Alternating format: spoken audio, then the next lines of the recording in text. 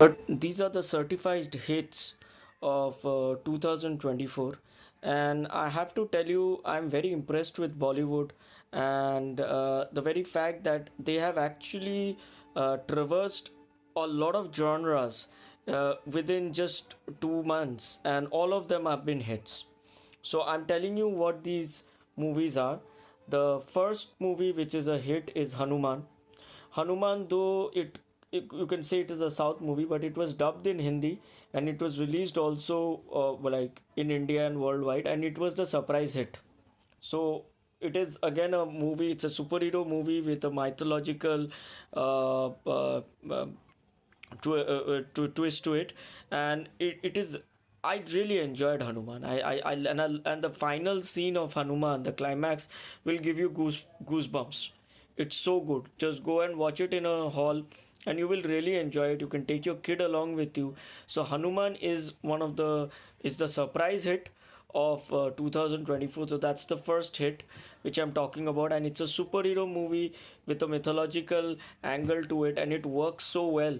It works so well. Making a superhero movie work in this kind of a market where actually big budget movies from US and everything, these superhero movies are falling and they are not working.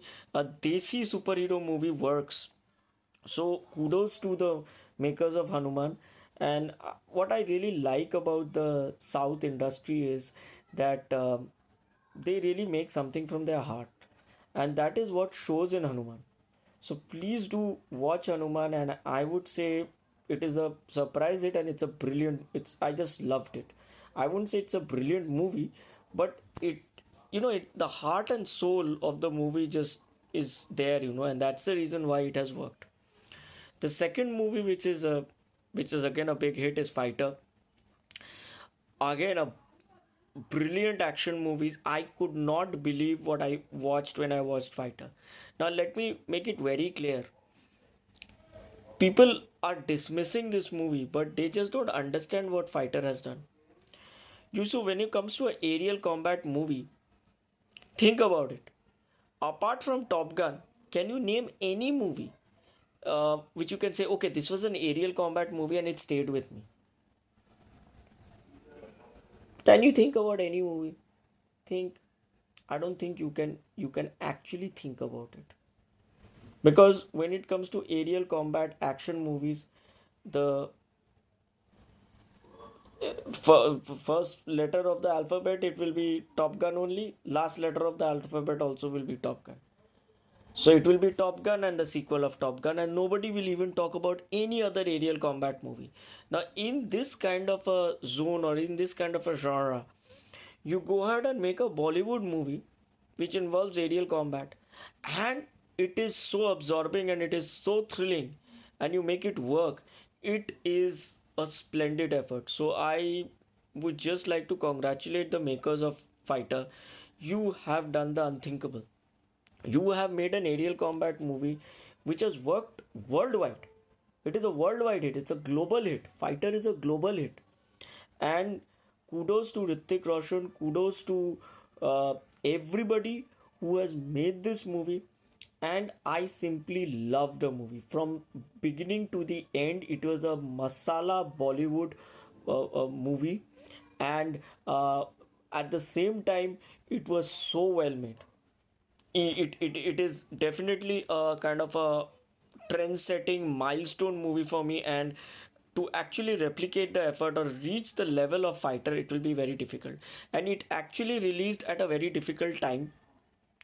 It released at the fag end of the holidays, so they just got one weekend wherein they had a very good opening. But after the Republic Day weekend, it was a complete long stretch of working weekdays, just punctuated with weekends. Still, people went and watched this movie in the halls, in the theaters, along with the 3D, the CGI. It was just, I would say, for a Bollywood movie, it was mind boggling. It was awesome. So, again, that is the second hit of of 2024, and I felt that it really deserved to be a hit. The third movie which is a hit is तेरी बातों में ऐसे उलझा जिया. Very smart marketing, very smart promotion, and I I told at the very beginning only when I was actually critiquing the trailer and everything that I will not go ahead and watch this movie because I felt that when I watched the trailer I could make out that this movie is not going to be my type of movies, but I had predicted that this will be a hit because I knew the target audience of this movie and the producers and the people who were promoting the movie. They did it so skillfully that they hit the right notes so that these people would actually flock to the hall, and it worked. um, I was also very impressed. This is again a movie which is that Hatke love story between a robot and a man, a robot, an android, female robot, and not an android, a female robot and a man.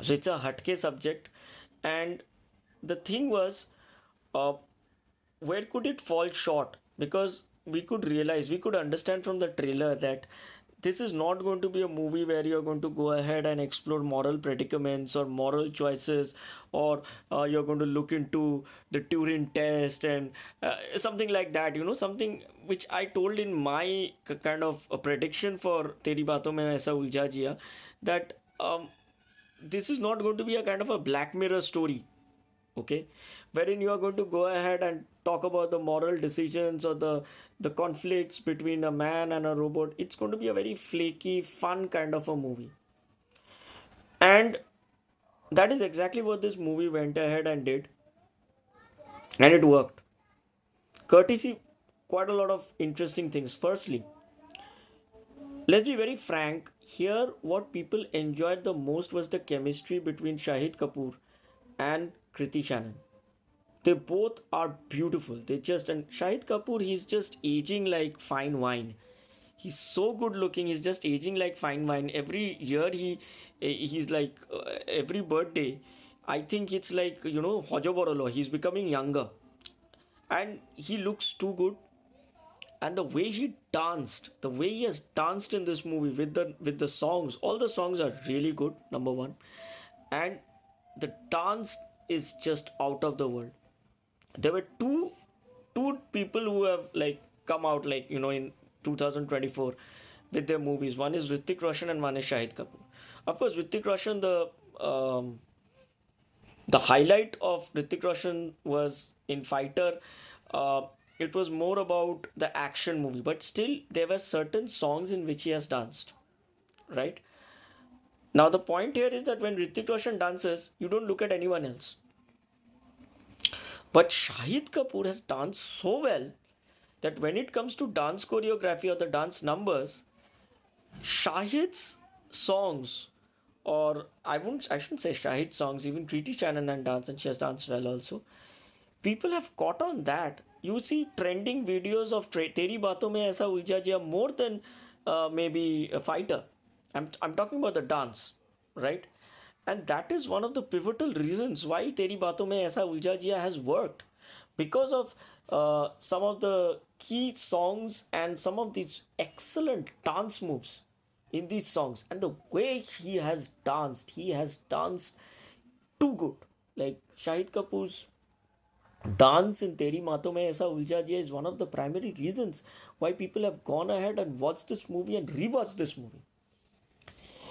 It is one of the prime examples how a Bollywood movie still works nowadays if you have got very good dance choreography, because you sometimes felt that dance is something which has gone out of Bollywood movies. It's just like fillers. But the way both of them have danced, the signature steps, the songs, that has been one of the main USP of this movie, Teri Baaton Mein Aisa Ulja Jiya.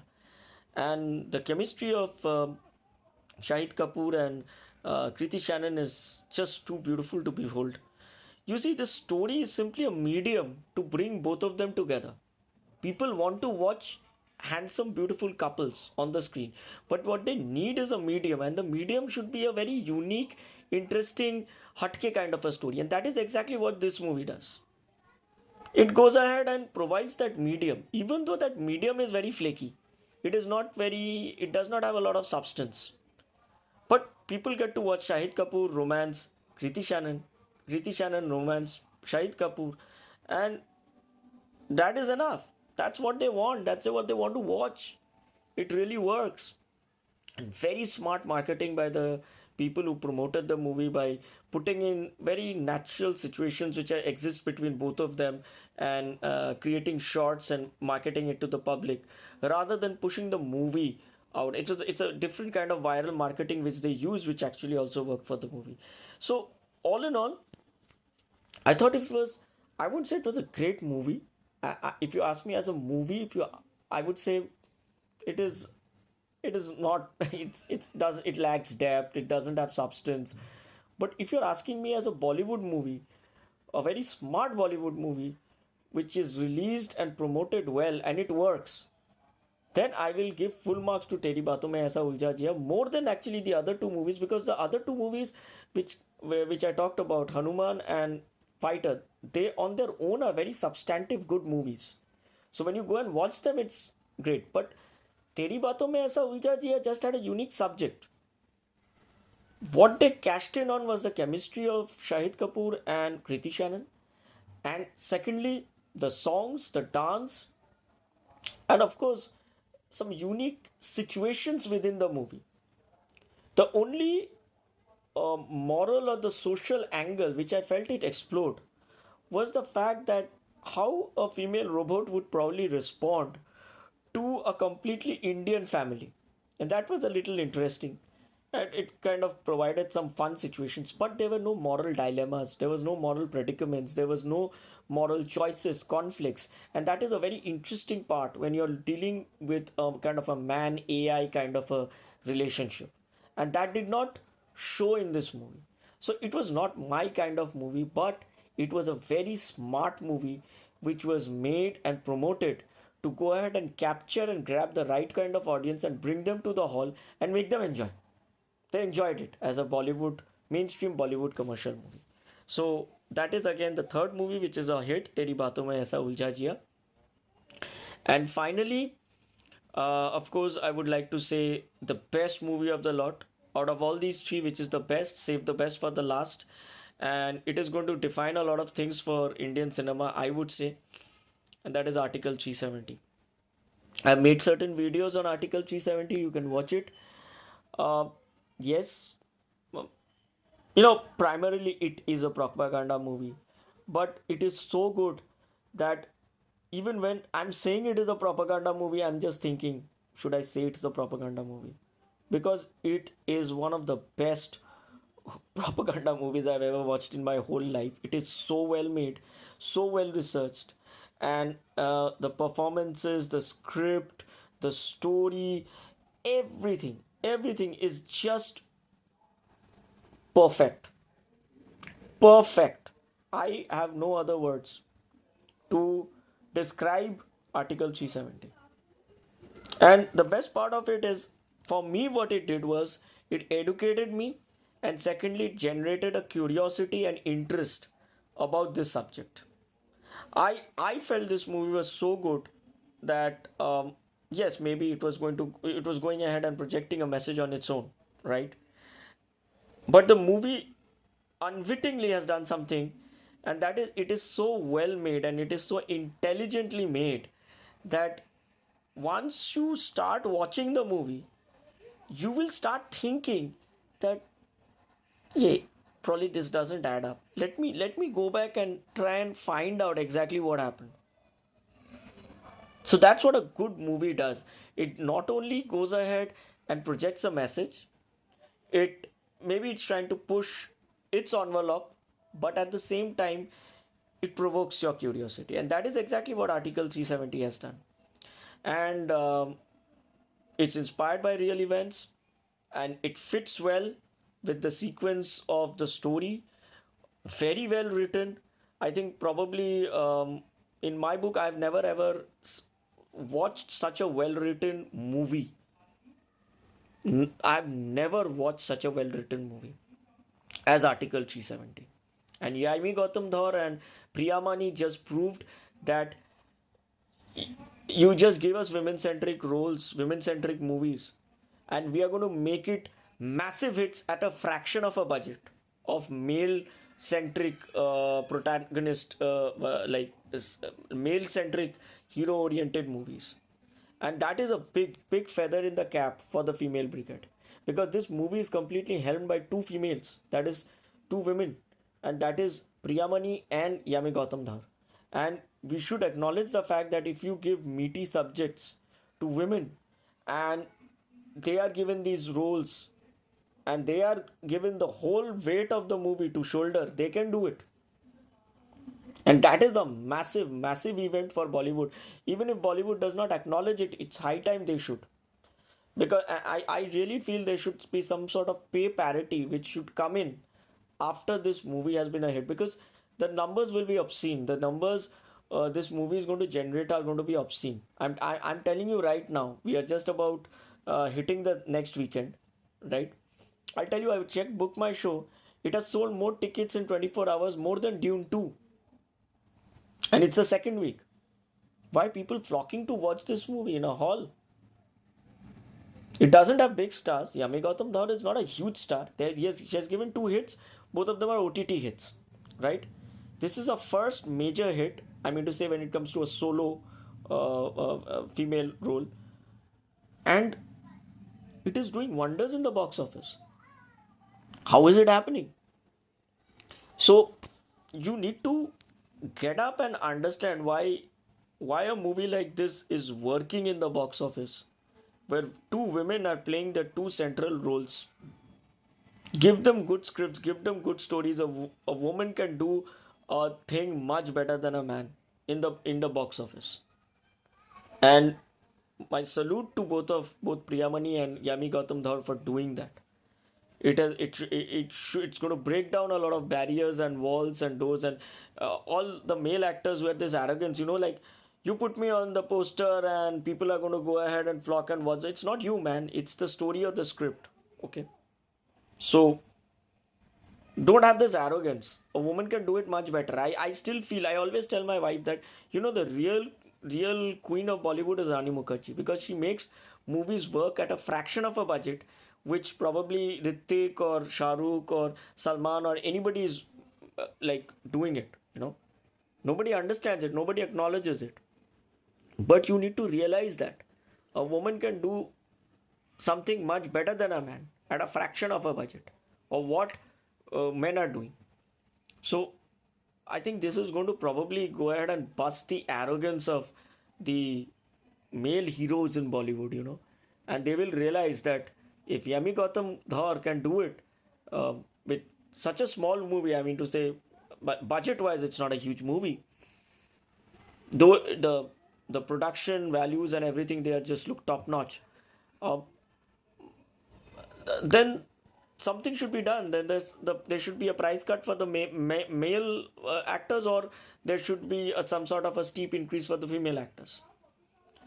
And that is exactly what Article 370 is going to achieve in the days to come. I would request you all to watch it. In my book, I've never ever watched such an excellent movie. In like an Indian movie. I mean to say, listen. I'm not going to compare this movie with probably Pother Pachali or something like the classics, but it is honestly a movie which after I watched this movie, I just felt that, man, they have really put a lot of thought on this movie, and we should appreciate and acknowledge that fact. And that is exactly what Article 370 does. And um, it is a once in a lifetime movie which you should all watch. This is the difference between a Kashmir Files and a Kerala Story, which were completely, I would say, vulgar propaganda movies, nothing else. In my book, it was. That was not cinema. But this is cinema. This is cinema where you take a real issue. Of course, you weave in a little bit of fact and fiction, put in all together. But at the same time, what it does is, what I liked about this movie was, despite the fact that yes, it was, let's be very frank, it is very pro BJP. It educates you. It generates an interest, a curiosity about the Kashmir issue. And that is the best part of the movie. When you actually make a person leave a hall and say, hey, hello, I'll go home, I'll read a history book, or I'll go to Wikipedia, or I'll do something, I'll read about it, and I'll try to understand and know exactly what has happened. And that is what Article 370 does. When it transcends that point, and it does. So, Article 370 again is an action movie, it's a political thriller, and it is out of the world. And of course, it's the best movie of 2024 till now. I would say it's one of the best movies I've watched in the past maybe 1 decade, or maybe my whole life. If you're asking me about an Indian movie which kind of marries fact and fiction and is shot so well, it brought back memories of the Green Zone. It's so Paul Greengrass, Matt Damon, I think, right? So uh, it's like takes a real political issue, a socio-political issue, and kind of explores it from various angles, and weaves in some events around it to make you all understand exactly what's going on and how people are dealing with it and how things are being addressed, and at the same time what's happening at the background. Of course, it's a movie, so you have a lot of fiction thrown in. You have a lot of things which are little childish. Again, in one of the segments, I've said how they have used Batman. They have used two scenes from Batman, especially the interrogation scene. That is classic Batman. Minor spoiler alert, where Yami Gautam Dhar actually pushes the terrorist from the floor with the chair attached down, and the chair is kind of hanging, and he's hanging from the third floor, fourth floor window. That's classic Batman. He uses this with a lot of when he goes for his interrogation, and it's classic Dark Knight and Batman Begins. They have taken a scene from taken that scene, and it's clearly inspired by Batman. And of course, the final climax again, that is complete Batman, where Dark Knight, where there's an armed convoy going, and Joker kind of apprehends that armed convoy, and then Batman comes in to kind of save the day. So even that part is copied from Batman. The climax scene of Article 370 is loosely inspired from that scene. But that's the beauty of it. They've used Batman too. I think the people who were writing the story were clearly inspired by Batman when they used these two sequences. There are faint references of other things also, which are a little derivatory, but that's the beauty of it. How do you generate drama into these kinds of real life incidents? And there's one which I felt was kind of inspired a little bit from maybe this Dan Brown's this there's one story, I think, Tom Hanks, I'm forgetting, it was inspired by that also, where they go to a library to retrieve a copy of a of the Constitution. So I felt that was also very interesting because it reminded me of Inferno, I think, of Dan Brown. A little derivatory, but I like those inspirations, the way they have actually done this. I can keep on talking about Article 370 because I love the movie. I just loved it. And this is the way forward. This is the way forward. It's maybe you might say that it's a little bit of too much of a propaganda. And once, yes, I agree. If people watch this movie and they come out of a hall, they'll give their vote to BJP. They are not going to think twice. But at the same time, a thinking man will think a little more when you go ahead and watch a movie. These kinds of movies, even though they may be counterproductive, at the same time, they are so well made. They can do the something different also. You know. So despite pushing their propaganda or their message, if it is so well made, it will actually go ahead and make you question exactly what this movie is trying to tell. And the movie to me was trying to tell that be your explore the facts yourself. Find out for yourself exactly what has happened. Form your own opinion. That is what I felt Article 370 did for me. And that is the reason why I think it's such a huge triumph. Okay. Thank you. So these are the four hits, and why I and I was extremely impressed four hits, three Bollywood, and the first one is, of course, a South movie which is dubbed in Hindi, traversing all genres. And it is excellent. It is just great. Only sad thing I felt was that Vidyut Jamwal's movie Crack probably is not working in the box office. Uh, Again, these kinds of movies, I'm not a big fan of them. But I'm a big fan of Vidyut because I really feel he's a very very sincere, hardworking person, and I just want his movies to work. And I think he has given his heart and soul for Crack, and it didn't work, but don't lose heart. Still, there's a week left, and people love action movies, so people might go ahead and it might again pick up. I'm not sure, but the numbers don't look so good right now. But I just hope it works, and it goes on to become at least an average or a hit, because I'm a big fan of Vidyut. But the problem is, again, since even though I'm a big fan of Vidyut, I will not go and watch Crack in a hall, because it's just a kind of a brain dead action movie, and I'm not into all this kind of stunts and actions and all these things. This has now run its cycle. So if you want to show action, you must show it with some context. It shouldn't be just a kind of an escapist reality show where people are killing each other or running or something like that. All these visceral thrills and everything, people are just getting it by watching reels of real life incidents. So you have to do it and give it some context. When Tom Cruise actually jumps off a cliff with a motorcycle, you have to give it some context. Otherwise, it will not work. Still, think about it. The last Mission Impossible movie, which is considered to be one of the finest action movies, it's a flop. And Tom Cruise had to actually shelf out the insurance money to recover the cost of the movie. So if a movie like Mission Impossible, which has such brilliant action sequences, it does not work and it flops despite doing so well. I think the numbers were very good, but still it could not recover its cost. Then how can a movie like Crack work? It's very difficult. So you have to give it some context. If you're going to do action with it, you must give it some context, some story, something which makes it work. And there is an area still. You will have to explore the right stories, because you are a very gifted actor, and you the way you perform all the stunts yourself, there is a market for it.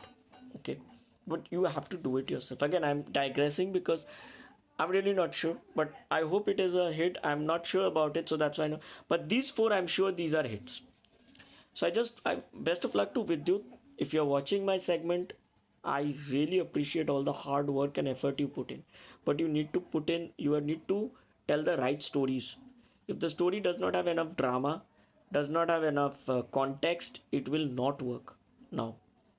Because we are just being exposed to so many things. We are exposed to Netflix, we are exposed to Hotstar, we are exposed to Amazon Prime. So you have to do something really unique to pull the people into the hall. So think about that. Think about that. It's difficult, it's challenging. You say, in this weekend when I go to the hall, uh, what will I watch? I need to shelf out money, right? It's costly, the tickets. Will I watch Crack or will I watch Dune 2? I will watch Dune 2, right? Because that's an epic movie. That's an experience which I want to see in a hall. I'm not going to watch Crack, right? Now, I'm not saying, I'm not blaming you, but I will not watch it. Because I want to go ahead and experience something which is profound, which is impactful, which stays with me. And if I don't find something which is very deep or substantive, I will settle for something else. So think about these angles, think about these aspects when you make a movie, and I wish you the very best. I hope all your movies work, because you're a very very hardworking, sincere person, and for an outsider to make a name in the movie fraternity and make a position for yourself is a feat in itself. So best of luck to you, Vidyut. Again, I digressed, but I just wanted to say, don't lose heart if it doesn't work. It's all these are learning experiences, and you get a great bright future. So I hope you like this segment about all the hits of 2024 till now and why I like them. And Bye. Please do like, share, and subscribe to my channel, Mr. Shop Jani, because I know everything. Ami Shop Jani. Bye.